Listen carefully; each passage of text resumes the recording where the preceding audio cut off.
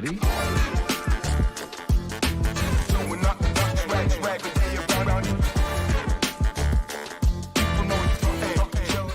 Happy Wednesday, everyone. Week 14 is fully in action now, bringing on one of my guests, a repeat guest, one of my favorite people on Twitter, and also the sixth most accurate fantasy football ranker this season on Fantasy Pros, Frank Amarante of the Game Day. How's it going? What's up? Always a pleasure to be on the show. Good to be back, ready to talk about this disgusting Thursday nighter. Yeah, you were having yourself, before we get into that, because it is gross, but we like to gamble. And I think the grosser the game, sometimes it's a little bit more fun to gamble on, because we got to get interested, because we can't complain, because it's going to be June and we're going to wish we could watch some football. So we'll find some bets that'll make us want to watch it. But sixth most accurate ranker is wild. That's impressive. Yeah, I've been red hot. Had a bit of a down week in week 13. We're 67th, which bumped me down from 4 to 6, but it's been rolling. A lot of top 25 finishes, two finishes second.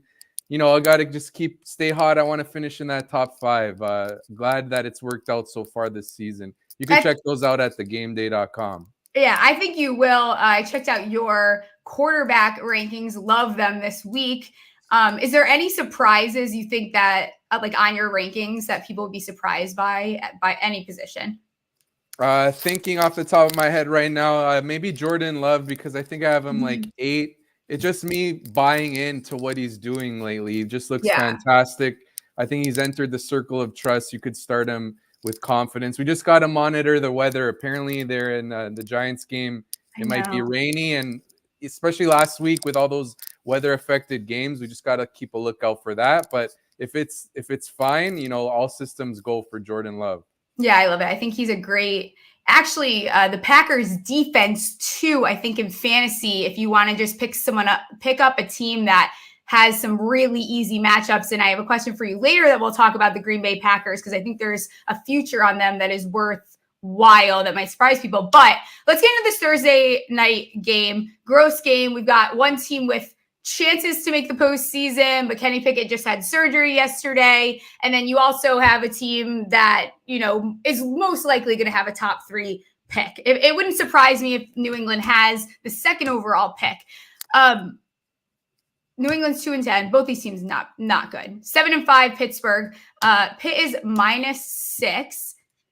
The total just moved a little bit, 30.5 right before we got on. What are your initial reads on this game? Well, it's just keeping it simple and just playing the under. It's an ugly game. These New England Patriots games, what is it? 6-0, 10-7, and 10-6 in their last 3. If that continued, obviously that'd fly way under this 30.5. It would feel like 30.5 is too much. So I think just keep it simple and roll with that. And hey, if you get burned by a defensive touchdown that pushes it over, so be it. That's the way I'm proceeding, because that Patriots offense now, especially without Ramondre Stevenson, is just a disaster. Yeah, and you look at New England and some of their stats. So they've only scored 13 points in their last 3 games. Versus, this is versus teams too that have worse defenses than Pittsburgh does. And New England's defense ranks 11th in defensive DVOA. They held 3 straight opponents to under 10 points. I'm not looking at that too much, because you have to take into consideration they did play the Chargers, the Giants, and the Colts. But this shocked me. So it's week 14, and it doesn't shock me looking at the team they have, but no Patriots wide receiver has reached 500 yards. Yeah, it's just gross. It's such an ugly receiving room. Veterans like Devontae Parker and Juju are just past their prime, and at least Demario Douglas showed a little something, like he's okay. But yeah, it's just not a good situation there at all. Do you think that they end up drafting a quarterback in the draft? Oh, yeah, 100%, whether it's Caleb Williams or Drake May. Hopefully, for New England fans' sake, they could get that first overall pick, and then Belichick gets Caleb Williams. That'd be pretty wild.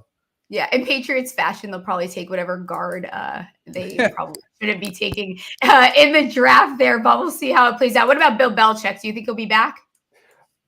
Actually, it could go either way, because there's question marks around that. How much would it suck for him if they had the first pick and then they got rid of Belichick? I think they'd give him a chance maybe with the, the stud quarterback prospect like Caleb Williams. So you know what? If I have to pick, I'm going to say he's back.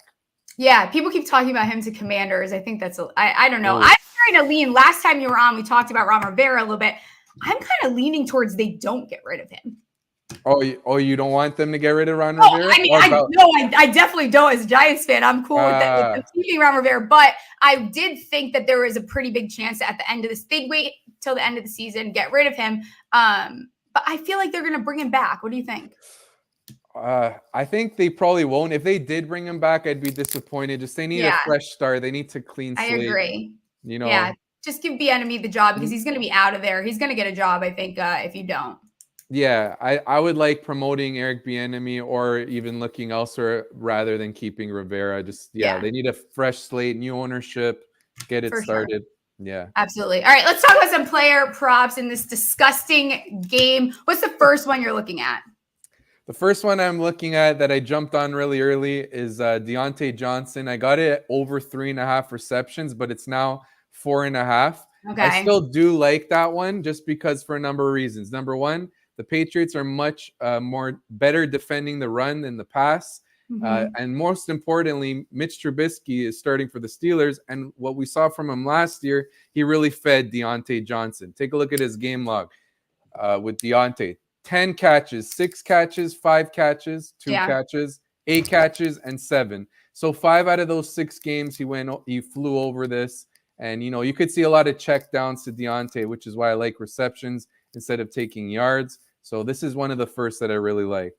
Yeah, and it's funny because I actually like it at the 3.5, and everyone jumped on it. I know we joked about it yesterday when we were talking. Everyone jumped on it. Now it's at the 4.5. I don't feel as confident at that, but I think Mitch is going to, like you said, the Patriots against the run they're awesome. They have held a lot of the best running backs in the league this season to minimal yards.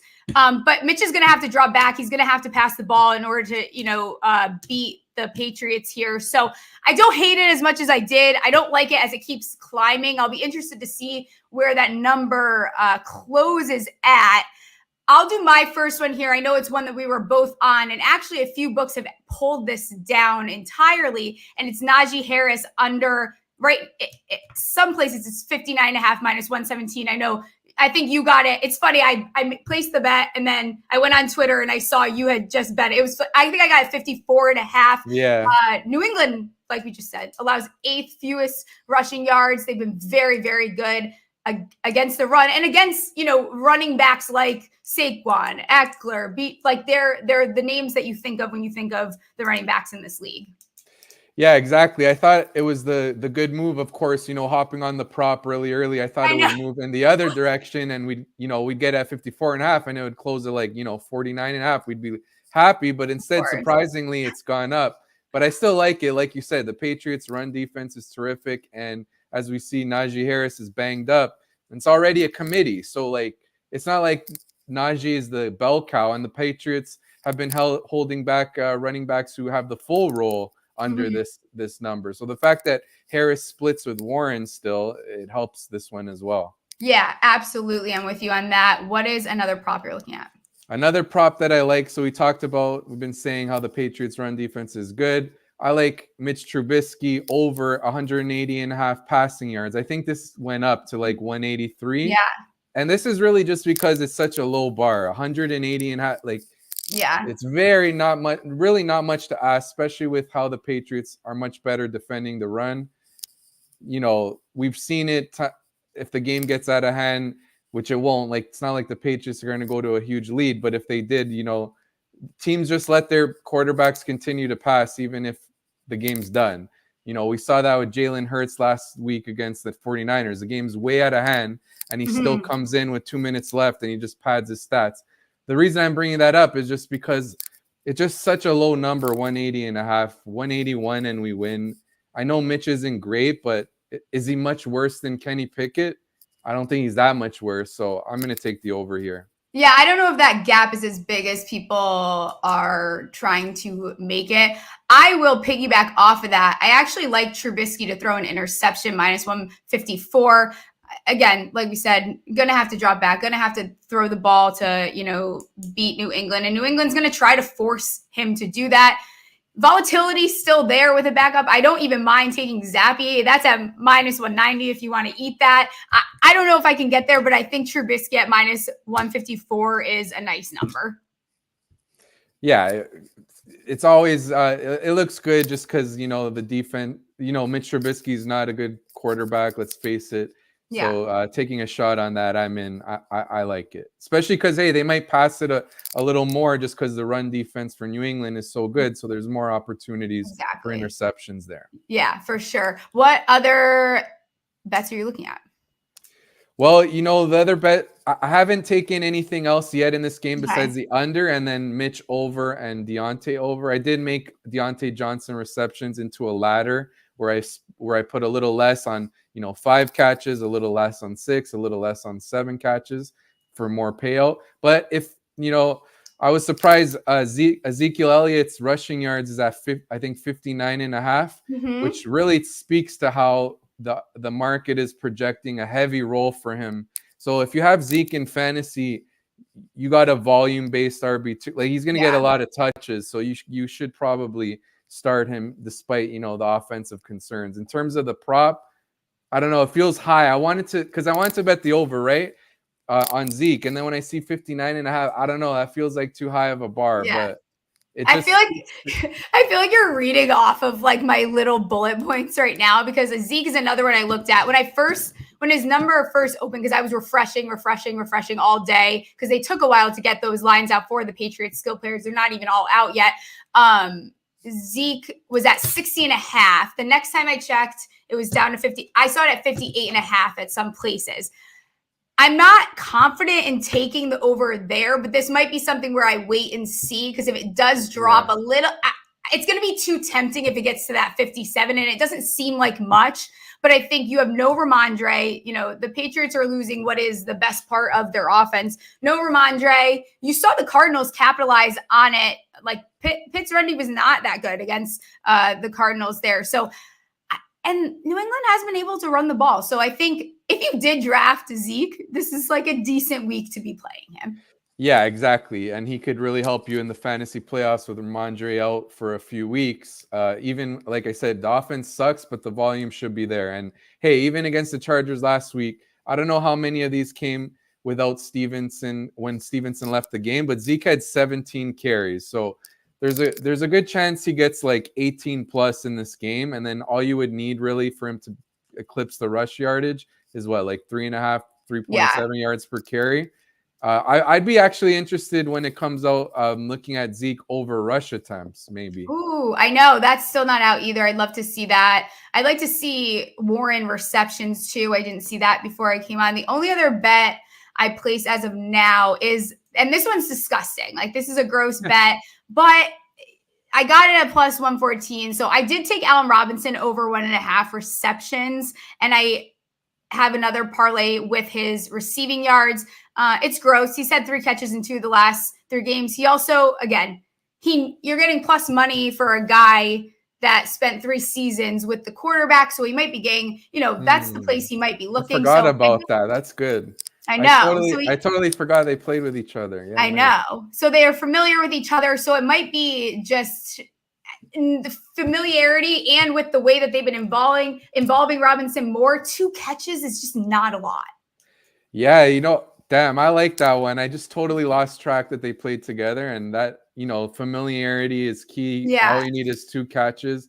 Maybe like if you're playing DFS in that single game slate where you have to get different to avoid duplicate lineups, Allen Robinson could be someone you squeeze in there as a cheap player that maybe not a lot of people will play.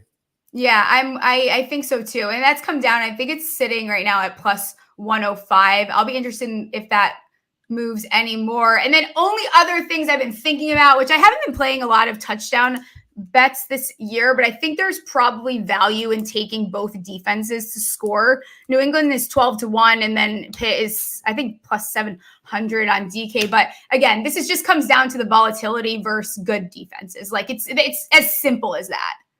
Yeah, it's worth a look with that value. You like the odds. You got a game with two poor quarterbacks. Why not take a shot? Yeah, absolutely. All right, let's talk about some NFL futures. I'm going to give you some smasher passes. Buffalo Bills to make the playoffs plus 425 smasher pass. Completely or pass. Yeah, completely smashed that one because I took a small bet on them to win the Super Bowl. I think 40-1. I just think they're way better than their record. I know they've had some ugly losses, but they could have easily won those with just dumb mistakes. I like the new offensive coordinator, Joe Brady. They're playing more at a fast pace. They're getting James Cook more involved downfield in the passing game. I know the schedule is tough, but I think this team is really good and they will make the playoffs. And you could argue that there's 3 wild card spots available because the Browns starting Joe Flacco, they're what, 7-5. The Steelers 7-5 with Trubisky. The Texans 7-5. The Colts 7-5. The Bills could easily get one of those spots. I think they beat the Chiefs this week and they go on a run. Yeah, and when I started looking at some futures to talk about on this show with you, when I saw that number of plus 425 between the new court, but having Josh Allen, that alone, there's so much value there because this could go in a totally different direction. As much as, it just seems a little bit, as much as the schedule is hard, it seems like there's a path to them getting there. So I think that it's worth it at the plus 425. I doubt, especially if they beat the Chiefs this week, that number is going to look entirely different. This is going to be the last time you're able to get that number. Yeah, and plus, like the Chiefs game, you look at the spread, it opened at -3 for Kansas City. It's now like Buffalo's plus 1.5. It keeps going in the Buffalo direction. A lot of people, including myself, really like the Bills. Hey, they won 2 years in a row at Arrowhead during the regular season. I think they do so again, and they really get rolling off a win like that. Yeah, I'm with you. It either goes one of two ways. They're either legitimately going to the playoffs and making like a winning run here, or they just completely flop entirely. So I think there's going to be no in between. Next one, smash or pass, Colts to win the AFC South plus 550.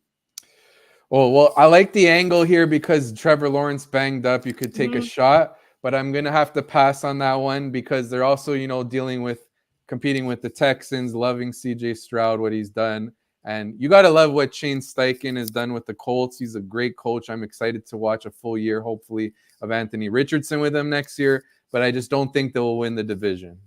Okay. They are only one game back, but I think the Colts, I hate saying luck because they are playing very well, but it just, I don't know. I can't get there with that. They have the head-to-head over the Texans. Their schedule: Bengals, Steelers, Falcons, Raiders, then Texans again. It's a good schedule, though. It's a good schedule, and that's where I'm kind of like, I don't know. Do they end up making? And what an awesome way for Anthony Richardson to pop back in next year when they have that type of success. Who do you think ends up winning that division? Do you think it's the Jags then? Yeah, I think the Jags can hold on and win it just because they dodged a bullet there with Trevor Lawrence. It looks like they're saying there's a chance he could play this week. I think maybe he'll miss this week, but then come back the following week, and they should be fine. Good news, because I did not want to see another team lose their starting quarterback for the year. That would have sucked. It's so bad right now. It's absolutely awful. It's going to make it really interesting once we get to the playoffs because there's going to be there's such a gap right now in the good teams and like everyone else is not good. It's like there's very middle ground here this year. Where are you at with is there another division that you think there could be a surprise?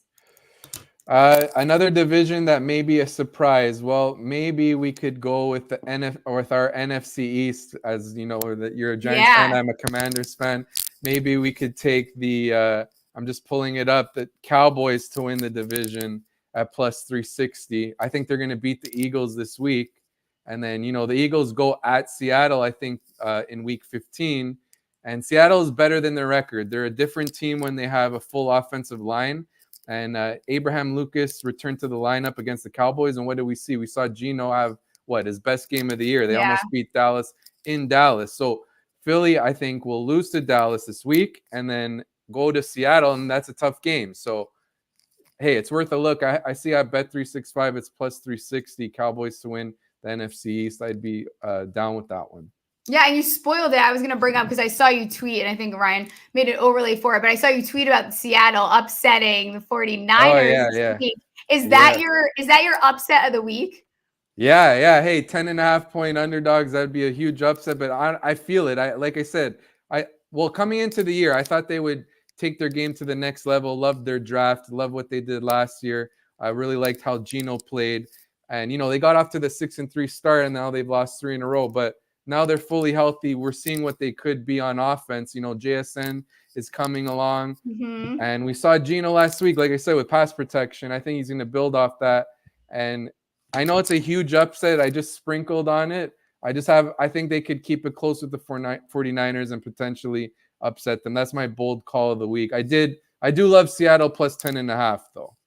And then you look at the Seattle. I'm pulling up Seattle the rest of season. So they've just got what do they have here? They have 49ers, Eagles, Titans, Steelers, Cardinals. So again, if they can get rolling again, now we have a conversation to have about the Seattle Seahawks. I think you're onto something there.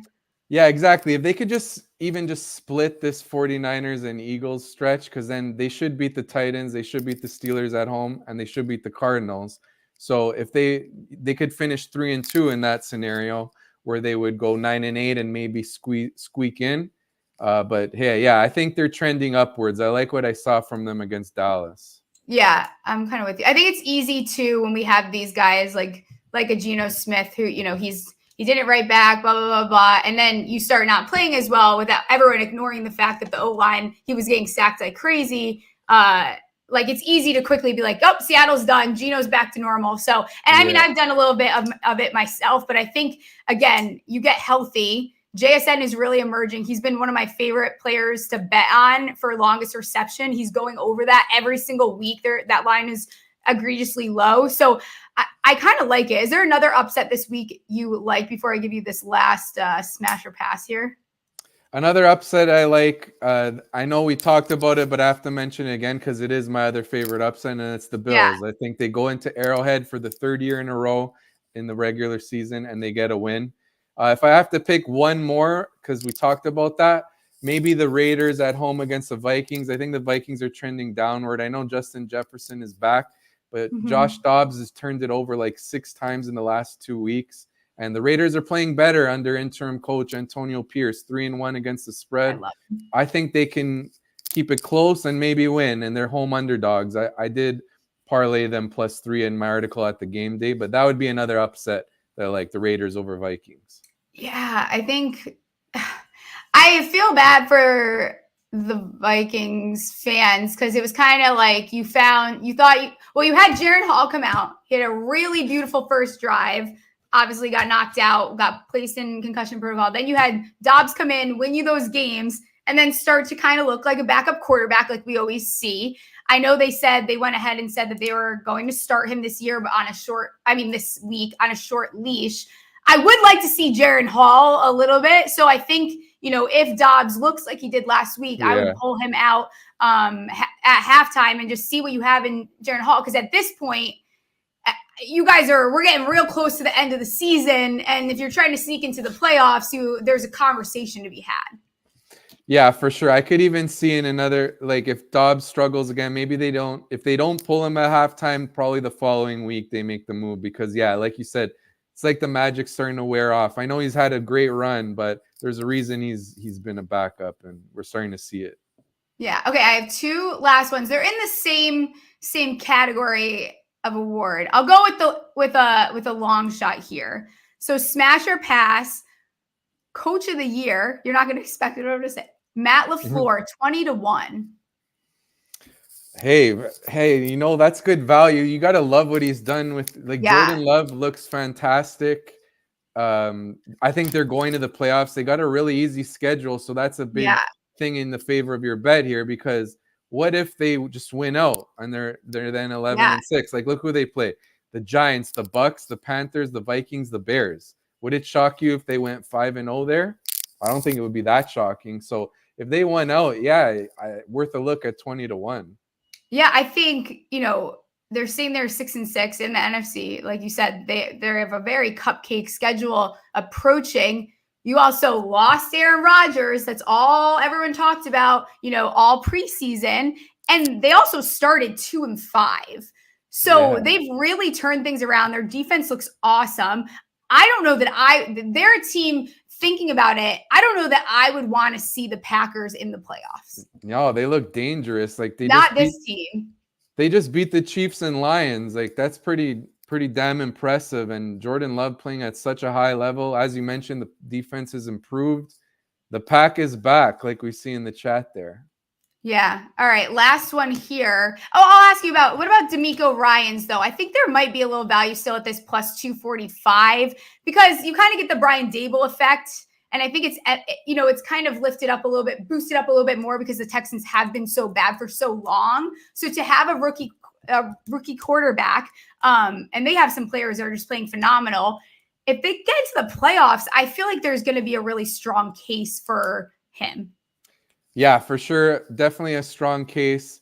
I do worry one thing that this may not be a thing, but maybe because CJ Stroud is going to win Offensive Rookie of the Year. So maybe they diversify and they give it to a non-Texan because there's a lot of good candidates for Coach of the Year, right? Like Dan Campbell and like you said, LaFleur and even Shane Steichen if the Colts get in. So they that's my only concern is that might not even be a thing, but just part of me thinks maybe they wouldn't give it both to Texans. Yeah, I could see that too. It'll be interesting how this plays out. MVP, before I start to get you out of here, a lot of talk is Purdy is now leading. Eagles fans and Cowboys fans are going crazy they are going crazy on Twitter this week between playing each other, Purdy, there's so much chaos between these two fan bases this week. Dak is right behind him there. If you were to put money on MVP today, who would it be? Well, I just like to take long shots for these futures. So if I was actually betting it, I would just take Josh Allen and hope the Bills win the rest of their games, finish 11-6. If they did that, he likely balled out and his stats would look pretty damn good. And he's I bet 365 is plus 3,300. I think he's like close to plus 4,000 elsewhere. So a long shot like that, I would be down for. But if I have to pick, maybe I think Dak does deserve it. He's playing at such a high level. I know Brock Purdy is as well, but Brock Purdy has a better supporting cast than Dak. And, Jalen Hurts is leading a 10-2 team, but the last couple weeks, he hasn't really been himself. And I think that's because of the injury, but he hasn't been totally MVP worthy. I think Dak deserves it right now. Yeah, I think if Dak goes out, beats the Eagles in very beautiful fashion, I think that we see that little swap happen. Yeah. All right. Do you have any early Week 14 player props that you looked at? Yes, I love this one right before I came on your show, and that is Chris Godwin over 40.5 receiving yards. I even did a ladder on it because I like it this much, and it's because of one thing. Both Bucs head coach Todd Bowles and offensive coordinator Dave Canales in the press conference today emphasized how they need to get Chris Godwin the ball. He had 0 yards last week. So whenever we tend to see that with an established receiver, we see the coaching staff, make it a priority to get him more involved the following week.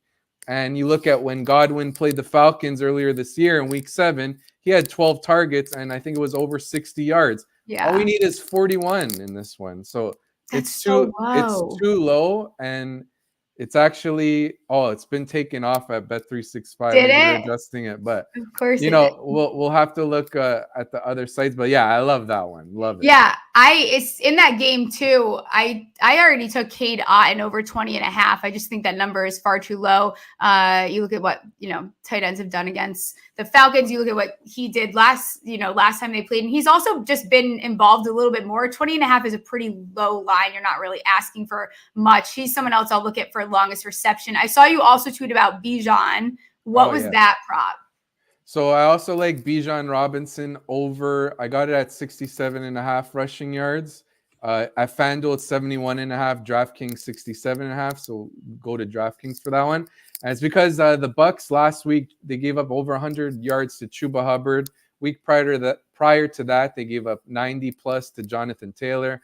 We know how Arthur Smith and the Falcons love to run the ball, and being at home in that indoor environment, I think Bijan gets going against a defense that is also banged up. I believe Levante David and Devin White are both out, 2 linebackers, so that could affect them stopping the run. And I like Bijan to go over here. I'm all over the place now because I just thought of something else. I almost DM'd you about this the other day. Dotson is droppable, right? Oh yeah, he's been very frustrating. I feel like the only thing that the only time when he produced was when Curtis Samuel was out, and now Curtis Samuel's back and he's playing well. And for whatever reason, in that Eric Bieniemy offense, they're not really they're spreading it around a lot. It's not like even Terry McLaurin isn't doing much. He got 0 yards last week. So yeah, definitely Dotson is droppable. Yeah, for sure. All right. I will let you get out of here. Let everyone know where they can find you, find all your work, and what you have coming up, because you're fantastic at what you do. Oh, thank you very much. You can find me at all social platforms at FM Morante TFJ. My weekly rankings at the game day, I update it throughout the week to just make sure they're on point. As you mentioned, thanks for that. They're ranked 6th on Fantasy Pros, so be sure not to miss out. And of course, more betting content at the game day, and I'm always tweeting out props that I like.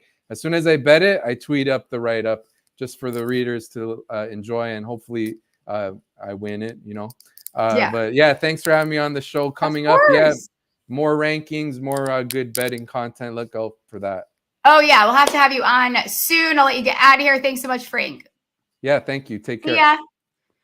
And now we got to talk about this big game of the week, bringing on one of my dearest friends, Jay Tuck. How's it going? What's going on, sis? How you doing? I'm good. How are you? I'm hanging in there, getting ready for a big rivalry week, as they'll call it. But, you guys, listen, those 2 fan bases on goddamn Twitter drive me crazy. Well, that's what I call it. I call it the Twitter Bowl, right? It's just really not a football rivalry. And I know Eagles fans get mad at me about that. Like on the football field, there's not a lot going on, but on Twitter, it's chaos. It's so funny because I saw people on Twitter, fans on Twitter, fighting about who lost worse to the 49ers. I'm like, gee, what the fuck are you guys fighting about right now? Yeah, at least we didn't lose as bad as y'all lost. I'm like, they both were bad, right? Like Cowboys fans and Eagles fans do all this bickering back and forth, and then the 49ers come and just dog walk the both of us. So, we'll see what happens Sunday night. Oh, yeah, this will be a big game. Dallas currently favored by 3.5. We just saw the ass whooping that Philly got versus the 49ers. Total's at 53. It was 48.5. I think that number might be starting to get a little bit out of that whooping. You enjoyed watching that whooping, didn't you? Mm-hmm. Always, yeah. Listen, the best case scenario for me is this game ties. Like, that's how I win. That's how I win. I win as a Giants fan is it ties. But I think at least this game, the way I can be excited about it is betting on it, and we're going to get some good football. Mm-hmm. Yeah, I agree. A lot of opportunity for bets. What's your initial, when you look at this game, what's your initial read? Yeah, I have the Cowboys winning this game. Even back when the schedule release came out this summer, I always thought that Philly and Dallas would split, and I feel like Philly has the home field advantage, so I feel like they were going to take that first game initially.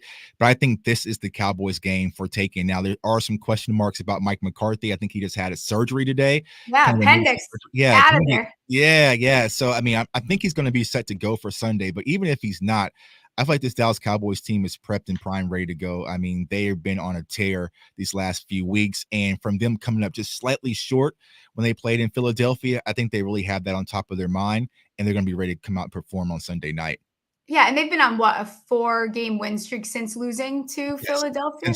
4 games. And then looking at the Dallas team total, that's at 27.5. The Eagles are 24.5. Are you taking that 27.5 over?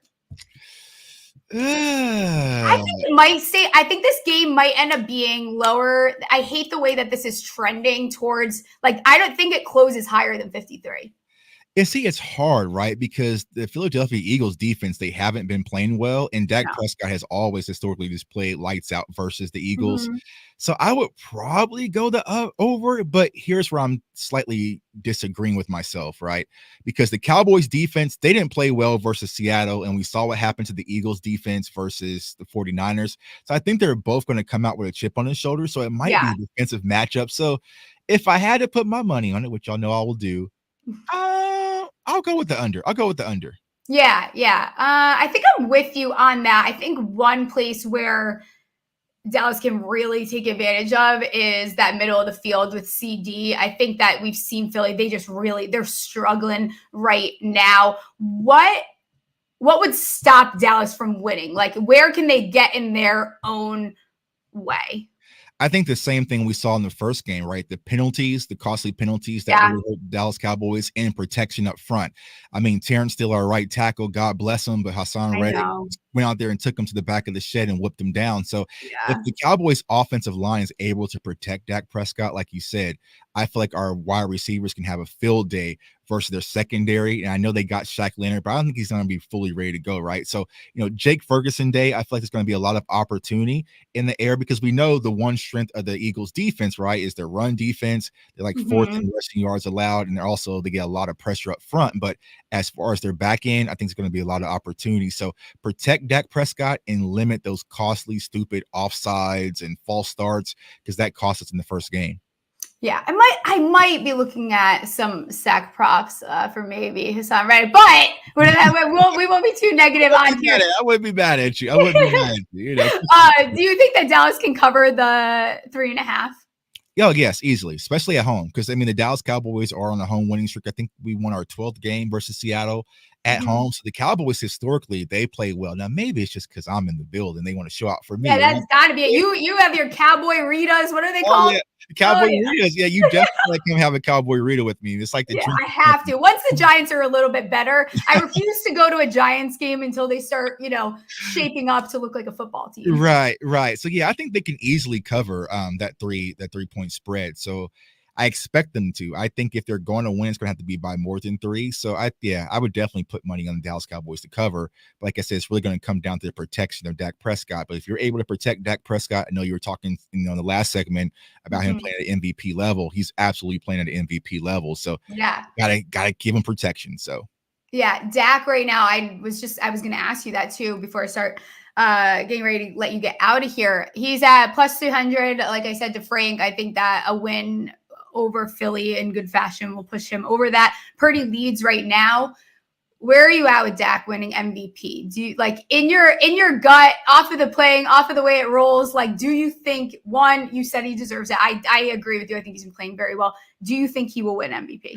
I feel like it's Dak's MVP to lose, and people kind of look at me, side eye when I say that. It's not just being a Cowboys fan, because I feel like if you look at the games he has lined up, right, he has a big game on Sunday versus Philly. So if he goes out there, performs, and wins, that's a signature game. Then you go against Josh Allen, who's a lot of people's favorites or a sleeper, next week in Buffalo. Then you play the Dolphins, right? So it's kind of like 3 big games. Yeah, it is. Games that if Dak Prescott goes out and shows and improves and wins, it's definitely going to put him in the lead position. Because if you look at it just from a statistical standpoint, you really can't name another quarterback playing better than Dak Prescott. When it comes to Purdy and Hurts and some of the others, it's just that their team is winning and there's kind of the guys. So yeah, I really think it's Dak Prescott's MVP to lose, but my focus is winning ball games and getting prepared for the playoffs, individual trophies secondhand. Speaking of the playoffs, what team right now would you prefer not to see in the postseason that you think is a little bit feistier, that you'd rather just not deal with it? San Fran. I want no smoke with San Fran anymore. I mean, the last 3 games I've been to, all 3 of them. I'm tired. Yeah, listen. Yeah, you've been through it. You've been through it, honestly. I got whooped at home. I got whooped on the road. They beat us everywhere. Like, that's the one team I want to avoid. And so I know a lot of Cowboys fans are talking about maybe making the push and winning the division, different things like that. Hey, if we got to be a 5th seed, maybe let San Fran and Philly play each other in the division and knock each other out. I'm perfectly fine with that, because no one's going to care how you get to the Super Bowl. All they're going to care about is if you got there or not. So let them do their back and forth. Let them have to deal with it. You're tired. You've been through enough here. What's your final score prediction for this game? Ooh, so final score predictions. I think it's really going to come down to a few things, right? Third down conversions. The Philadelphia Eagles defense is bad. I think they're almost like 32nd in the NFL in third down defense, and the Cowboys are like 10th or something like that. So, but that tush push, you always got to put that into factor in consideration. So I got the Dallas Cowboys winning this game. I'm going to go with 28-24 Cowboys at home. Okay. I like it. And you are one of my draft guys. I'll have to get you on more often once I start diving in a little bit deeper. Who is your top 3 quarterbacks in this upcoming draft? There's a lot of debate right now, and I think we're going to see a lot of that. It's not going to stop anytime soon. Yeah. So I would go with Caleb Williams. I think he's going to be number 1. Then you have Drake, and then Daniels. I know a lot of people are thinking about Daniels or Penix. That's where the whole conversation is. And to be honest, I'm about to start rolling up my sleeves and get a jump start on draft content and start watching film. But I would go with Daniels probably over Penix as of right now. So we'll see. Giants might be in the conversation for that. Any random sleepers that you already know of that people are going to be too low on? I have a guy, so I cover the Kansas Jayhawks football team, and running back Devin Neal.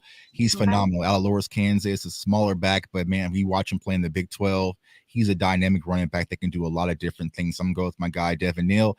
But also, of course, my Seminoles who got robbed as well. Robbed. Robbed. I'm still not even over that. I'm still kind of, I try to get over it. And then someone brings it up on Twitter and I kind of get a little pissy about it. But maybe they had to sacrifice them for Dallas to have a good season. Maybe we had to sacrifice someone. All right, that's your sacrifice. I hope so. I hope that's the case, right? A soul stone, soul for a soul. But then my guy Johnny Wilson, who just declared for the NFL draft today, 6'7" wide receiver that can pretty much do whatever you want. He's going to be playing at the Senior Bowl as well, so he's definitely one of my sleepers to keep your eyes on. But like you said, Steph, draft season, that's my favorite season, to be honest. Oh yeah, it's the absolute best. I'm definitely going to it this year. You do awesome breakdowns. Like last year you shared your spreadsheet with me. It was glorious. More players than I could have even imagined. Let people know where they can find you so that they can get all this draft content and all your fantastic content. Yeah, appreciate it. I'm starting to build my spreadsheet. I'm always getting like discouraged to kind of start over from scratch, right? Yeah. But yeah, you guys can find me on all social media platforms listed below at JTuck151. My YouTube channel. You can find me on CFO Sports. Come over, subscribe, even if you're not a Cowboys fan. Like Steph said, we do a lot of draft content, a lot of film breakdown. We have a lot of fun. And then you can also find me on High Point Fantasy with my guy, Des Bryant. We're doing a lot of incredible things over there. Just giving you guys an incredible fantasy football experience. I'm currently 3rd right now. I went from 10th to 3rd, thanks to Steph's help. You know what I'm saying? So we're making a move. We're making some moves over there, man. But I appreciate each and every one of you guys. Yeah, you gotta get after it. Beat Luke. He's first right now. Got to come for Luke's ass. Right? No, Luke's a great kid. All right, I will let you get out of here. All right. No Cowboy Ritas for us this year. Maybe next year. We'll see how it goes. But as always, I appreciate you, and everyone make sure you go follow him. Thanks. See ya. And then producer Ryan to join me. How's it going? Oh, hello. How's it going? It's going good. How are you? Oh, it was good. It was a great show. I enjoyed that. Lots of good stuff there. We got some questions.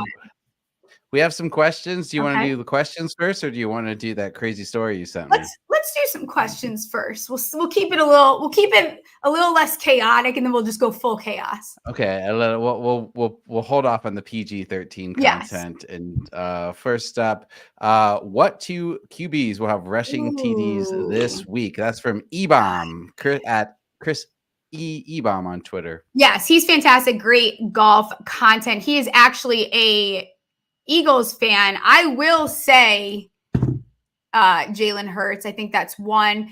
I don't think Dak ran one in, right? Dak's kind of, I hate when people say due. He's a little bit due. Looking at Dobbs too, maybe. I will be sure to have a few of those for the Friday. If Dobbs plays the whole game even, right? If he does. And if not, I like Jaron Hall. So whatever you got there going on, I'll take one or the other as far as those guys go. I'll make sure to pull a couple more for Friday. But off the top of my head, those are the first that I think of. Browning's interesting too. You know, you saw him do that last week. So I will keep an eye on it. All right, you already talked a little bit about this, Yeah. but this is from Dom Citrino. Who should be the Vikings starting quarterback the rest of the season? God, I'm And not they're going to do a starting backup. They already announced Dobbs as the starter this week, right? So They did. And I think that that's the right call. I think that he played well enough where he should be starting. He's a backup. He played like a backup. I don't know that that game plan was very well scripted for the Vikings either. I think they're in a good spot, have a better matchup this week. I just would keep it a very short leash. And the second Dobbs starts going the other direction, I'm pulling him out and I'm seeing what you have in the rookie Jaren Hall the rest of the season and just being done with it. You might as well kind of do, admittedly, what the Giants are doing in DeVito. And I don't know that I agreed with that decision. I see why. I think that Tyrod deserves to be starting, despite how a lot of people feel. That's fine. I also don't, quite frankly, give a fuck which one of them starts. We're going to have the same outcome this season. But I think the way that backups are playing out in this league, and we're seeing that this year where people, teams are going to end up putting way more weight on their backup position. You're going to see guys get bigger contracts as backup quarterbacks. So I think what you do is you have a rookie in Jaren Hall. He looked very promising in that first drive. We will be betting his rushing over when he does finally come back, if that is the case. But I think that you see what you have in him, because now the Giants will move on from Tyrod Taylor. And guess who's a lot cheaper? DeVito, who now knows your system, has a bunch of wins and games under his belt. So I think they do something similar with Jaren Hall. Great. All right. Last question. This one from Goblet of Fire. Defenses rest of season. How would you rank the Texans, Chiefs, Saints, Miami? All pretty tasty schedules. This is a defensive question. I do, like I said earlier, really like Green Bay. They have a very cupcake schedule. New York Giants, Tampa Bay, Carolina, Minnesota, Chicago, and Green Bay's defense looks fantastic. I'm starting them in a lot of places this year. Texans, what is the Texans schedule? I have to look now. God, Texans schedule, looking at Jets, Titans, Browns, Titans again, Colts, not a horrible schedule either. Saints is interesting. I wonder who, they probably have a lot of in-division games. You probably can't go wrong. I kind of like Green Bay's schedule a little bit better than some of these, though. Yeah. All right.